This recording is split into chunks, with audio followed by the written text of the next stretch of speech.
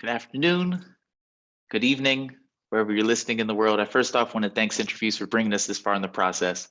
Now, before I get started today, I want to take you all back into time. Think back to when you got your first credit card.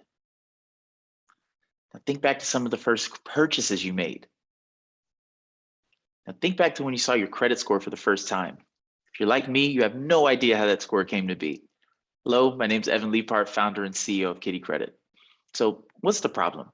Well, 2/3 of Americans can't pass a basic financial literacy test for starters, and 4 out of 10 adults don't even understand how this credit score came to be. So it got us to thinking. We wanted to make a solution that focuses specifically on teaching about credit before it's an issue. Credit, when leveraged properly, can be used as a tool to generate wealth, and increasing credit knowledge across all income levels has the ability to level the playing field, taking steps towards economic equality for those historically disadvantaged. So our thinking is that if we can improve the credit scores of citizens before they have access to it, we can improve numbers on home ownership and entrepreneurship.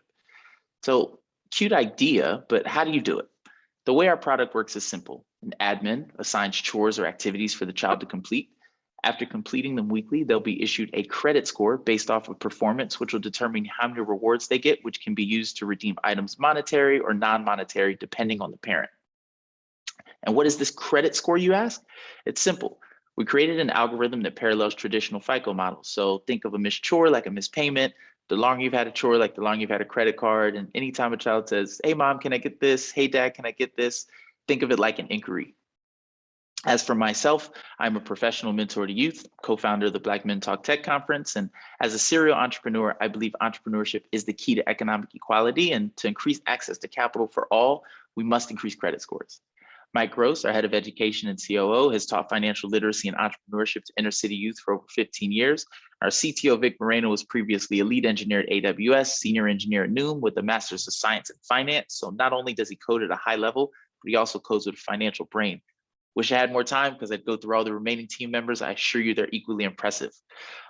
Since the launch of our public beta, we've had over 65,000 chores completed in the app, and we're approaching over 20,000 total users in the app, which amounts to about over 6,000 families. We've been featured in outlets like CNBC, Bankrate, Now This, and we're called the financial literacy app teaching kids about credit by Forbes. So what separates us in this financial literacy for kids space?